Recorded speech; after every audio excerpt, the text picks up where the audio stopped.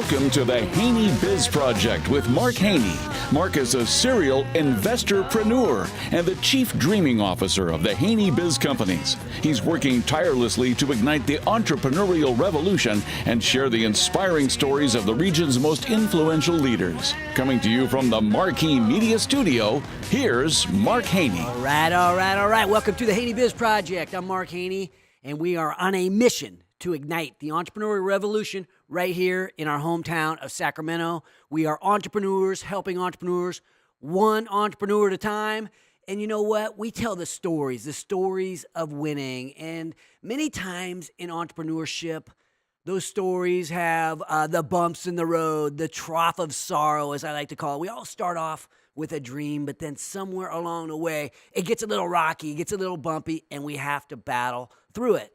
But we share those stories, and today is no exception. In fact, today we are going to have a special treat for you today. But before I begin to share today's stories, I have to say that I'm missing my main man, Marcus Haney. Marcus is out on assignment, so I am going solo today. So wish me luck, my friends.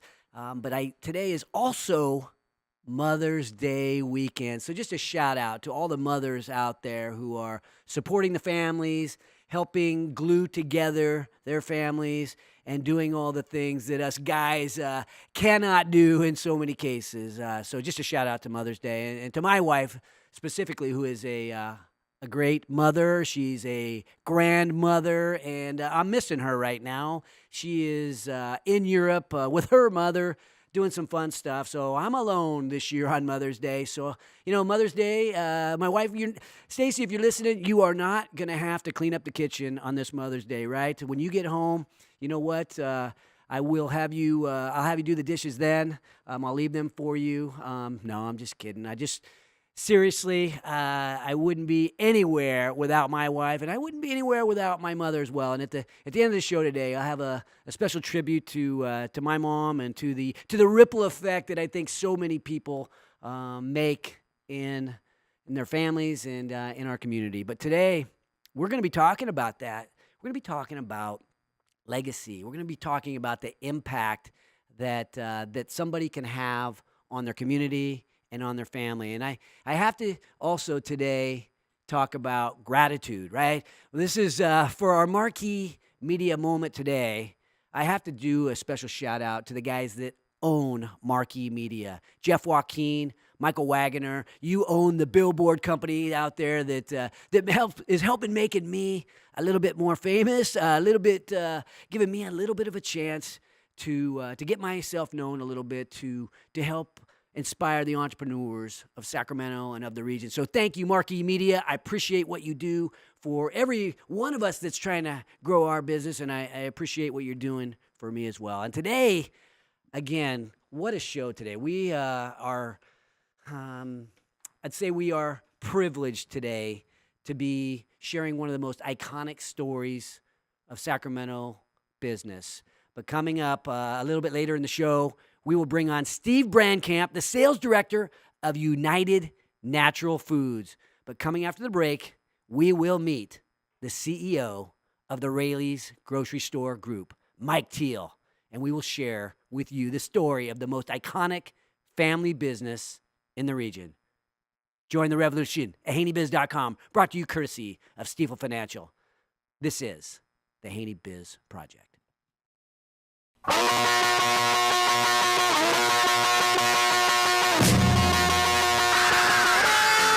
Now, back to Marquee Media Studio and the HaneyBiz Project with your host, Mark Haney. All right. Welcome back to the HaneyBiz Project, brought to you courtesy of Comstocks Magazine and California Backyard. And today, I have the privilege of being joined by Mike Teel, the owner and CEO of the Raley's family of companies. How you doing, Mike? I'm doing great. Thanks for having me. I started thinking about this. You and I don't know each other well, but people come up to me once in a while and say, oh, okay, you're Mark? Okay, so what do you do for a living? And I always say, well, I'm a small business guy, but I've got this entrepreneurial radio show. And it's a great conversation starter. I'm wondering what it's like. People meet you and don't know you, and it's like, oh, yeah, I'm Mike. What do you do for a living? I own Raley's. What does that does that stop people in their tracks? I usually don't start with that. What do you say? Hey, Mike, good to meet you. What do you do for a living, Mike? I'm Let in us the know. healthcare business. That's what I say. And I operate 130, I've lost count. A lot of stores. Yeah, supermarkets, and that kind of throws them. Yeah, that's got to be interesting. Well, today, we've been trying to get you on the program for the last 2.5 years. We finally made it happen Don't take today. it personal. Thank you, Chelsea Minor, for making this happen. Thank you, Marquee Media, as well. But if you don't mind, take us back in time. When did you first get interested in Raley's? Wow. Well, my first recollection of my grandfather, I was probably about 5 years old, and it was my birthday. And I remember him driving up the street where we live. And I was always excited about the present he would bring, because on my birthday, I would get a $100 bill. Wow. And obviously, as a 5-year-old or a 6-year-old, your parents aren't gonna let you. Yeah. What are you gonna do with the $100? But the thrill of seeing a $100 bill was pretty impressive, and kind of made a mark on me. It was actually my first adventure or learning about the value of money, because that money went into a savings account. Okay. And I wasn't able to spend it. So my parents were really good at teaching the 5 of us. I have 4 younger sisters, the value of money. But as long as I can remember growing up, I was always being the only male heir. We didn't have quite the freedom of thought back then. Okay. In the 50s. So there was a lot of expectations that were placed on me as a child. Not only by peers, but mostly by people that were older than me, talking to me, and particularly when I started working in the stores, because I started very young as a family member to experience what work was like in a store. There were expectations that were communicated to me, and I spent most of my early years resenting that. How were they communicated to you? Was it harsh criticism? Was it motivation? What was it? It was a gamut from, if I was you, I'd be sitting by the poolside sipping cocktails and things like that. To one day you're going to run this company and you're going to own it someday. So it was a broad gamut from A to Z. And I think I kind of grew up with an expectation that I would always be part of it.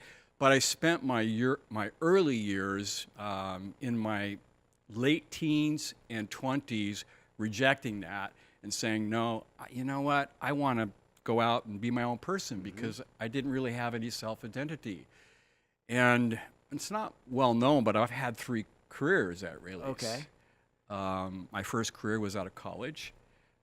Worked in the business when we had acquired our first chain in Nevada, Eagle Thrifty.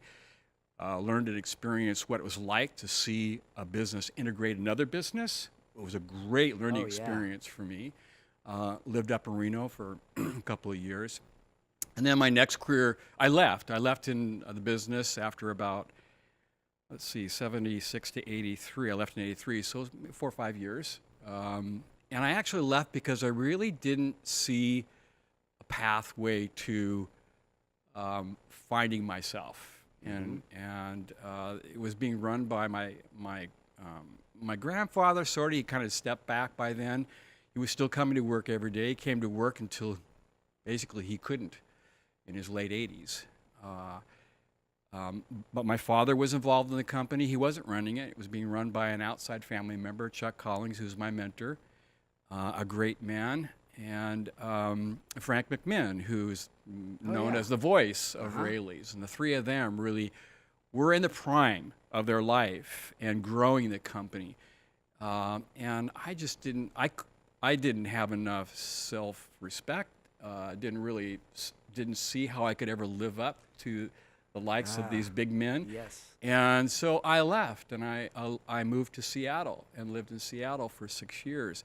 And it was on that adventure that I gained my own self-worth and realized I had something to offer the company. And when the family knocked on the door 6 years later and said, we're planning the succession of this company. It's growing rapidly, and it's going to leave you behind. Do you want to be a part of it? And I So said, you had proved yourself to yourself To myself. in Seattle.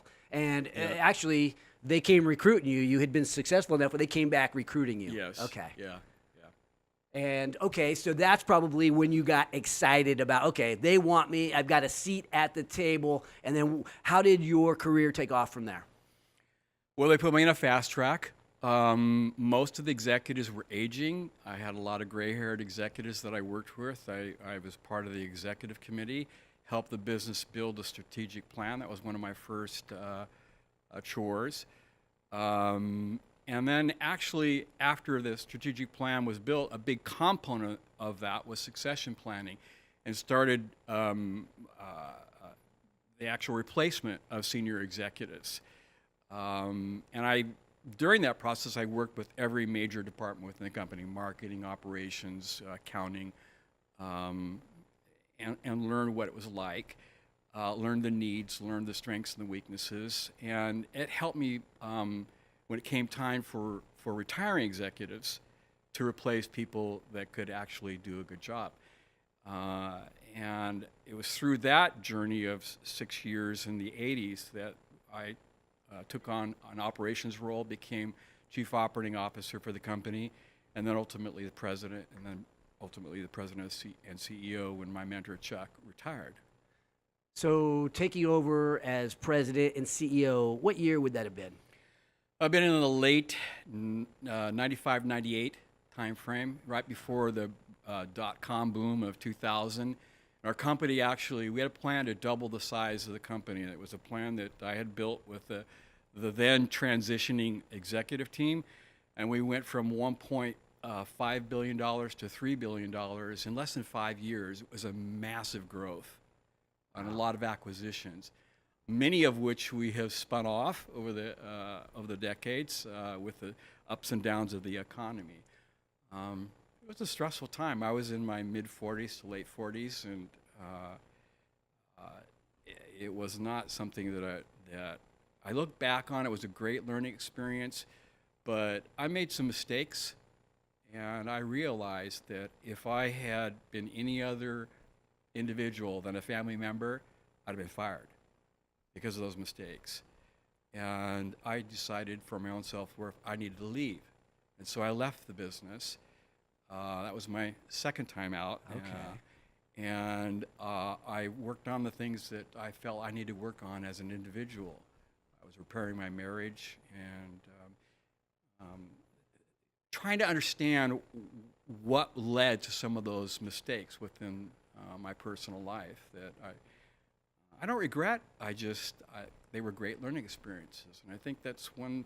If there was any advice that I would give to anybody that's in the stress of rapidly growing and changing business, it's recognize that stress brings down your ability to cope with things, and your flaws tend to creep out.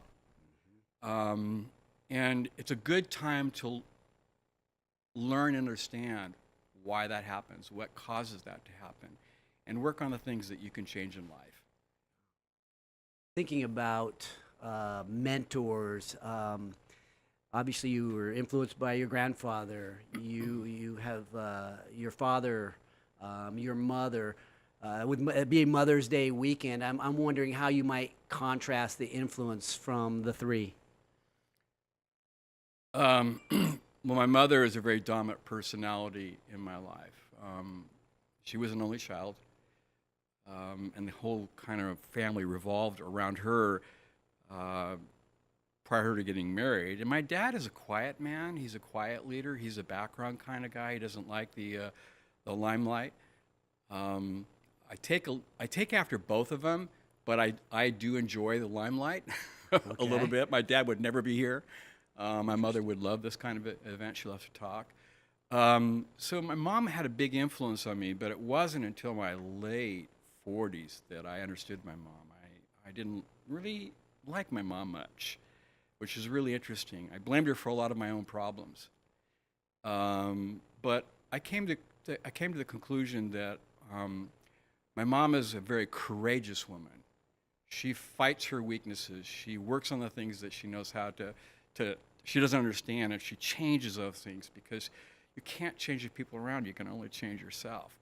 And that was a great role model for me, and it caused me to persevere and wait for the things I wanted in my life. And a lot, as you know, Mark, a lot of things are waiting. You wait for things. It takes a lot of patience sometimes, but it also takes a lot of hard work.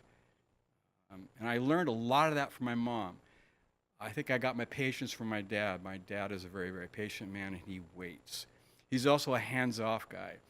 He grew up in the school laissez-faire, which means hands off. Let things be the way they are. And he is known within the business for the many years that he worked in the business to just let things take their own course and gently steer them and be patient with things.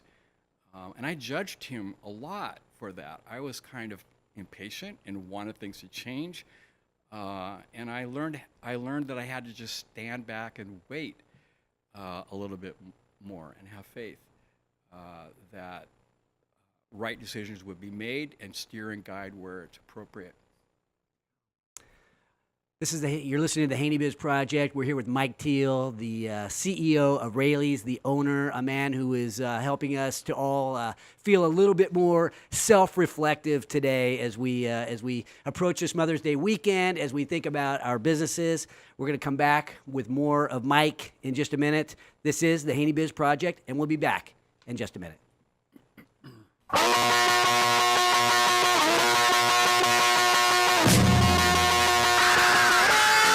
Welcome back to the Marquee Media Studio with Mark Haney, igniting the entrepreneurial revolution with the HaneyBiz Project. Welcome back to the HaneyBiz Project, brought to you courtesy of Hub International and Legion ABS. I'm Mark Haney, and I have the privilege today of being rejoined by Mike Teel, the CEO of Raley's. We've been talking about taking a trip down memory lane, and I'm wondering when you first felt like it was your company. You put your signature on the company, and it was yours to lead. Well, when I left in 2000, around 2002, and started focusing on my personal life, I eventually got things in somewhat of an order, and I started to get back in business, and that's when I experienced what small business was like, and got involved with Prosper Business Magazine, and my own adventure in the grocery business called Good Eats for a while. And I learned, that's where I learned I'm not a detail guy. Okay. And that was a great revelation. Are you a dreamer? I'm a dreamer, yeah. And I like to leave the details to others. And that was a big awakening for me. And it really helped me when time came to come back. And in 2008 or 9, the business was suffering. There had been no family leadership for some time other than at the board level. And the economy was obviously on a mega downtrend. And we had kind of lost our way a little bit. And I fought to get back into the business, but the business was a little bit reluctant to let me back. And I eventually got back by just sitting back and waiting. That patience piece, not trying to force things, but just wait. And in 2010, the opportunity became available to join the business, rejoin as a CEO, and lead a turnaround. And I had a basic idea and understanding of what needed to occur. We needed to get back to our roots, great customer service. We had the best employees in the world, I believe, and great quality products, and focus on that. And that helped us regain our sense of what we are and our sense of value, and focus our efforts on delivering great results. And we managed to take extremely negative performance and turn it into positive performance within about a year and a half. And it was during that time frame that I realized, I just might have an opportunity to acquire this company.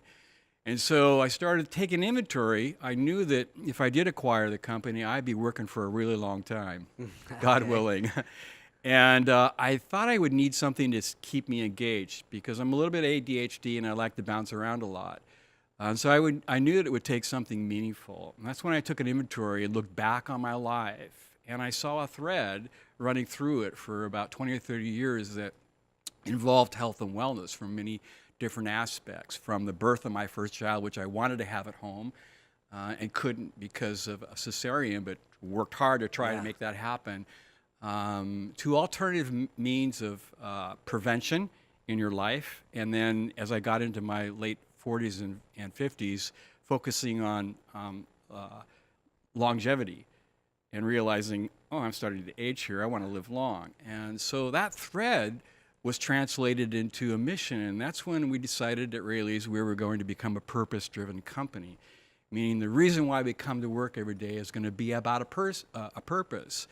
And that took the formulation of infusing life with health and happiness. A bit nebulous, but it was meaningful for me, and it soon became more meaningful for the rest of the organization as we explained it over a period of time. How do you explain that to a team of thousands? That's a great question. Well, you start with a mission statement, infusing life with health and happiness, and then we amended it with a story by changing the way the world eats one plate at a time. And I began to preach that message that I believed that little Raley's could actually change the world. And it went back to a childhood movie in the 50s in school where, in order to teach us about nuclear fission during the Cuban crisis, they created this movie for kids where they would fill this room full of mousetraps. And on every mousetrap, there was a ping pong ball. And that ping pong ball was a neutron or a proton. And the scientists would throw this ping pong ball in the room, and all the mousetraps would just go off one at a time. You know, balls bouncing, thousands of them bouncing all over the room. And I realized, I came to the conclusion that every time we make a competitive decision on our purpose for health and wellness, somebody reacts, that ping pong ball, and then somebody else reacts, and then somebody else reacts. And so eventually your competitive decisions are changing the world indirectly. And so we're making those kinds of decisions around our mission and purpose of health and wellness by removing cigarettes, and removing soda from the registers, removing candy bars from the registers. And ultimately, I believe if we stay true to our mission, which I believe we will, we'll have a major impact on the health of our society in this world. If you were to close your eyes and extrapolate that out, what would that look like for Sacramento? What might that look like for just the people that are impacted by Raley's? Well, obviously we'd be healthier, and I think when we're healthier, we're happier, and it means people are thinking about food. Food really does matter in your health. It makes a big impact what you eat, and more importantly, what you don't eat. And it's really hard for us to make those decisions oftentimes because we're inundated with all kinds of products that are filled with ingredients that are really not very good for you. And it's very difficult for the consumer today to shop our stores. We're trying to change that by our shelf guide system, which points out products that are minimally processed, because minimally processed food is better for you. Products that have nutrient density, lots of nutrients and not a lot of additives. You can see that on our shelves, but you have to wade through all kinds of other products, which makes it very difficult. And we have a brand image, Mark, that people expect when they come into the store to get something, that may not be healthy for them.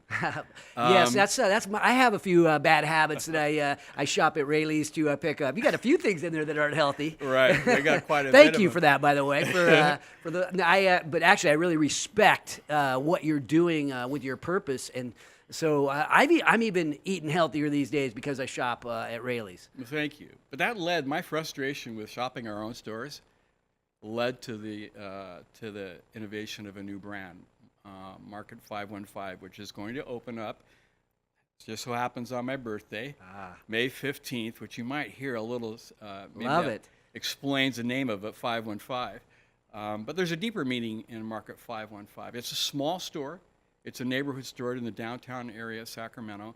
But it'll be mostly naturally organic product line, which is going to be heavily curated, chosen products that are good for you, that have ingredients that are good for you, and the ingredients that are bad for you have been eliminated. So it's called Market 515. It sounds like a secret code. So you're basically testing something in the middle of Sacramento that, if it works, could change the industry. Yeah, it would expand. Yeah. So it stands for Market 515. We had to have a meaning to it besides just my birthday, May 15th. There's 5 senses. Okay. Taste, touch, feel, and there's 5 main nutrients that exist for food. And the one between the 2 5s is organic, natural, and education. So there's a big education element. Our people that work in those stores will be highly educated and understand the products that they're selling. I love it. Well, my birthday is 2 days after yours. Maybe I'll do Mark 517. I don't have a strategy beyond that, but I like the secret code. I like the idea of doing something, testing something and seeing. And I think we can learn from that. Test something, but go all in to do it right. And I think a lot of us can learn from that. So thinking about the grocery industry, we're going to talk after the break a little bit more. You brought in Steve Brancamp with you, but thinking about technology and how that is changing the landscape of the grocery business. You want to touch on that before we go to break? Sure. I think the biggest part of technology that's touched the industry was transformed with scanning, but that's like 40 years old now. Yeah. I think digital marketing is a big transformation aspect. In fact, it's the piece that's causing the most struggle within the industry, the online piece, determining how much of our market growth is being eroded by online shopping. We're fortunate at Raley's. We addressed this early, and out of the conventional markets, we're the only one in the region that's growing. So we have a growing market share, and I believe that's due not only to our mission or purpose, people are recognizing that, but also because of a great, strong digital marketing team. Love it. We've been talking about the potential next generation of Raley's, the family of companies. Mike Teel is sharing his personal story. When we come back, we're going to be bringing on a guy named Steve Brancamp. He is with United Natural Foods. Join the revolution at HaneyBiz.com, brought to you courtesy of Ethan Conrad Properties. This is the HaneyBiz Project.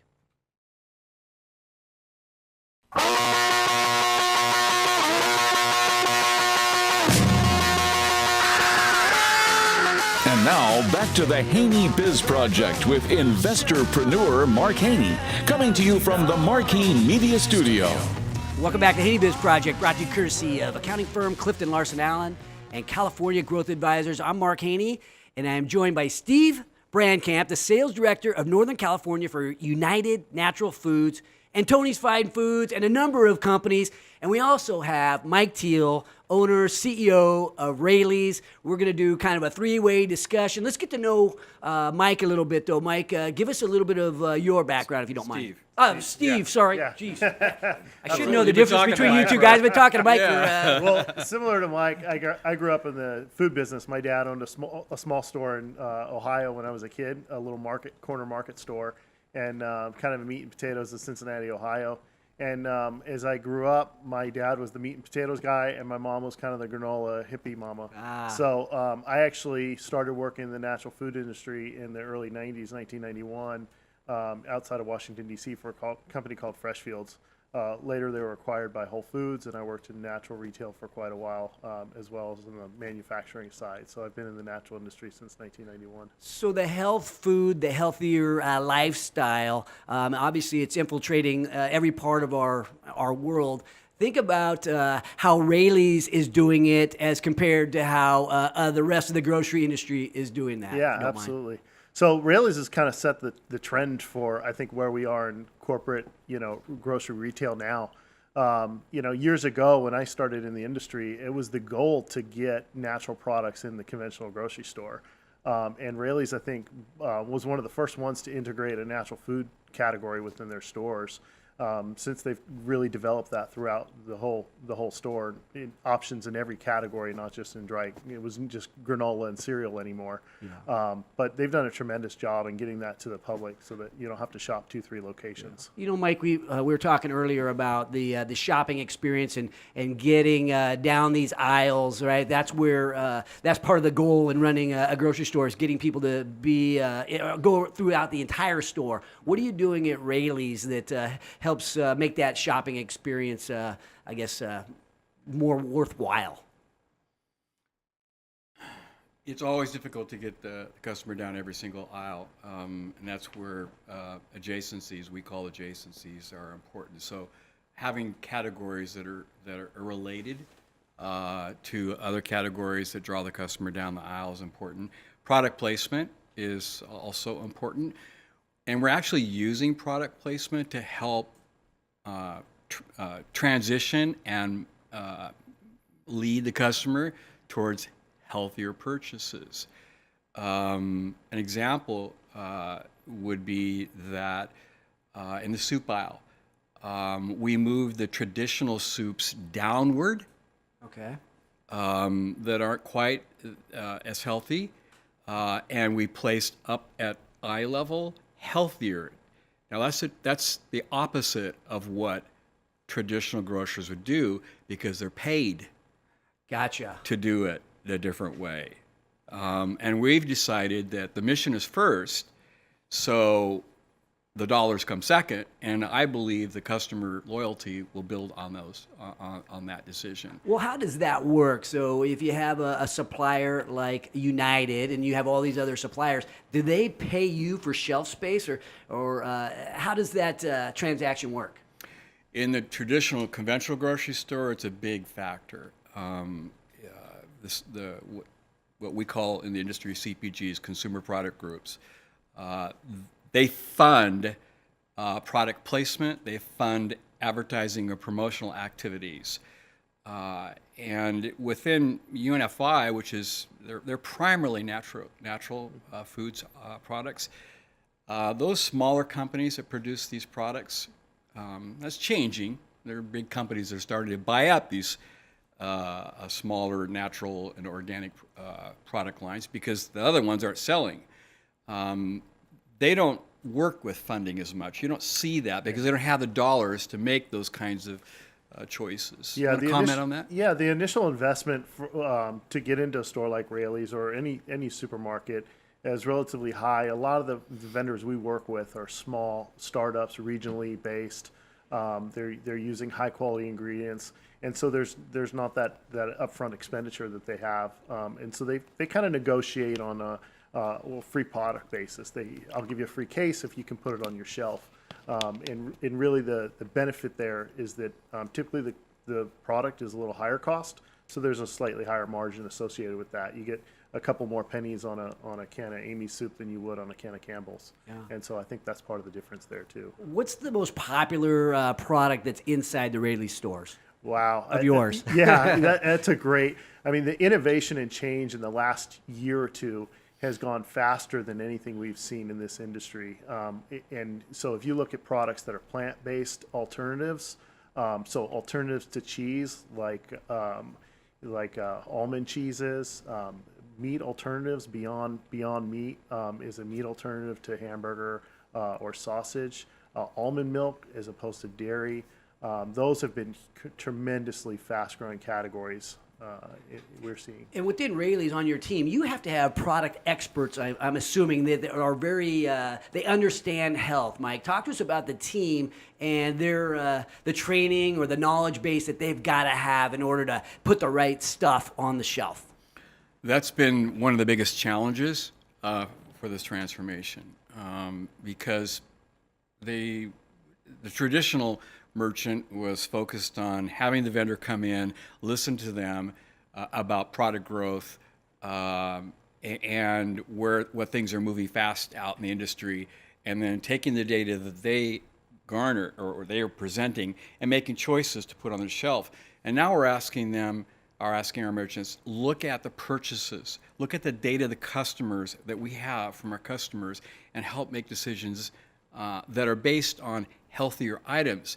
And they have to go to school. They have to learn themselves.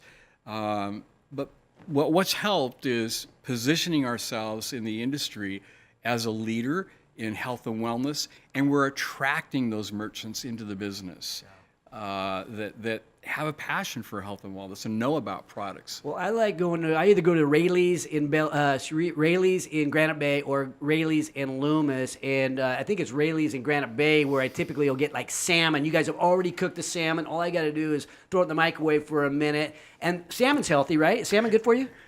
Yeah, Okay. it's wild caught. Yeah, I it's great think for it you. is. Yeah. So thinking about like that fresh food, I mean, like I'll shop for like one day at a time. Are the habits of the consumer changing where you're not doing that big grocery shopping, as my mom used to call it? You get like 2 baskets full of stuff. It lasts you for a week and a half. Instead, my wife and I are kind of going every night or every so often.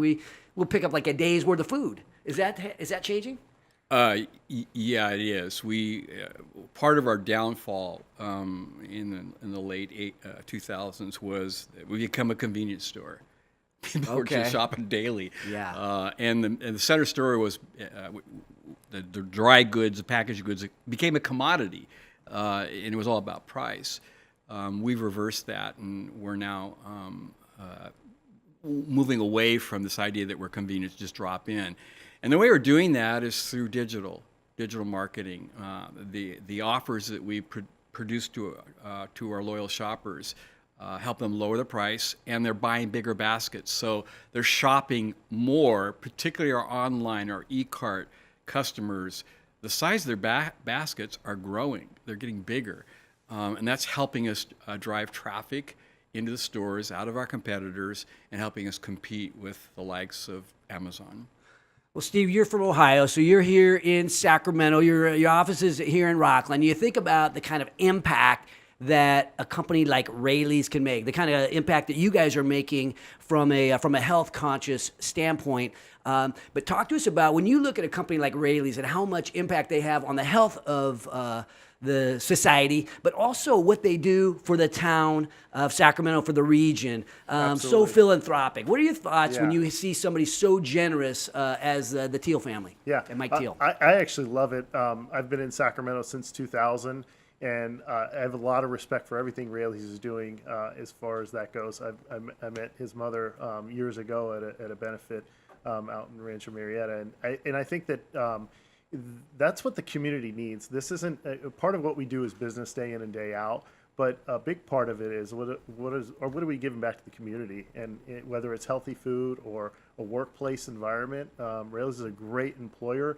I've actually have a couple of people that work for me that are doing a great job, and their parents worked for Raley's for 20, 30 years. So I think that there's a lot in the community they do, or the workplace. I was in their office earlier, and there's a buzz around that office in West Sacramento, and I think that and what they provide to the community in that respect has been tremendous. I agree, and just as from an outsider seeing what you do, Mike, I mean, we are so appreciative of Raley's of what you do. But can you tell us like what you're most proud of in your since you've grabbed a hold of Raley's and are taking it to this next level? Wow. It's hard to narrow it down to one thing. I don't think of myself as being proud of having done anything, because I think it's everybody else around me that does it. We're a great team. I guess if there is anything that I'm proud of, and this may shock some of our listeners, but it's creating an environment where people can be themselves and feel that they are safe and speak out and say what they want to say. That's really important in business. You need to be trusted, and you need to know that if you have a contrarian view, it's okay. And I think that's helped us really transform this company, and I'm proud of that. Well, I'm proud, Mike and Steve, that you guys joined me today on the show. I think it was helpful to Sacramento. I'm proud to know you. I know you and I are working on a few things in the community together. So, Mike, thank you. I look forward to knowing you better. Next week, a lot of people know me as I am a food guy, and that's not food. I'm about putting food on the table for my family. That's what entrepreneurship is all about. Next week, we're going to stay with the theme. Next week, Randy and Lisa Peters, Catering Company, Eric Friedman of Jim Boy's Tacos, and Darren McAdams, Food Jets, will join us next week on the program. When we return, we will share our takeaways, our closing thoughts about the ripple effect and Mother's Day and entrepreneurship. Join the revolution at HaneyBiz.com, brought to you courtesy of Stifel Financial. This is the HaneyBiz Project.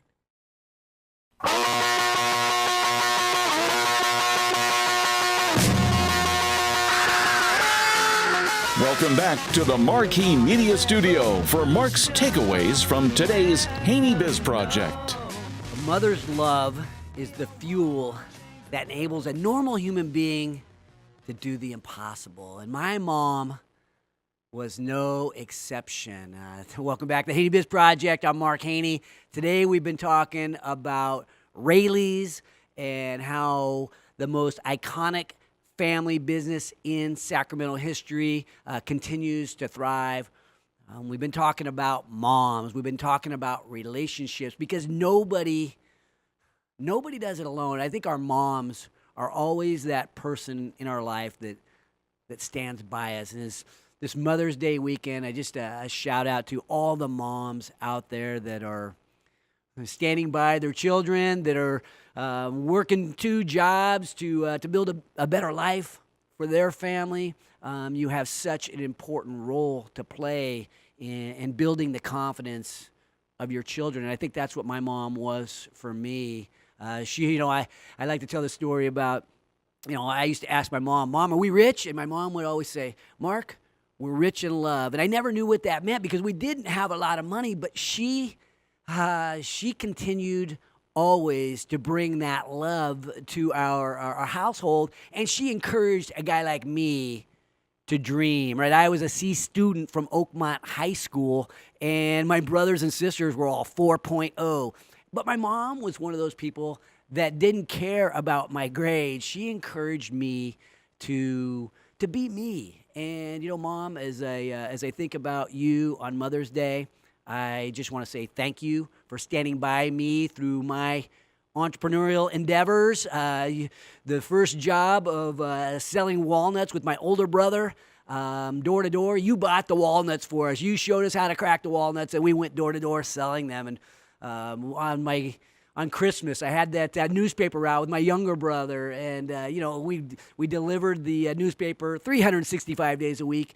Or a year, and you would get up on the holidays, and you would make us breakfast on those special days to give us, remind us that somebody cared about us as we were going out there to fight the good fight and building our newspaper route. But you know what, Mom? You were there for me through all my entrepreneurial endeavors until you got sick when I was about 27, and suddenly you had your brain aneurysm, and in some ways, I feel like I never got to, talk to that person ever again. And now that you're toward the end of your life, all these years later, all this 20-something, 30 years later, you're down toward the end of your journey here on earth. I just want to say I love you. I appreciate you. And I would be nowhere without you in my life. So I look forward to giving you a hug tomorrow on Mother's Day. And you know that I'm giving you a hug in my heart every day of the year. So as we go to the end of the closing today, just to all the moms out there that are giving their children the courage to dream, to think big, to go for it, to be themselves. To let your children be themselves. Thank you to all the moms out there that do that put in all the extra hours, working the jobs, doing what they do to build a family, because that's the toughest job in the world. So a shout out to all the moms out there that are battling to support us entrepreneurs, to all those fighting the good fight for our freedom, our security, and our way of life, to the 13 stripes, to the 50 stars, and to that mom in your life that's always worth fighting for. Yours. Never above you, never below you, always by your side.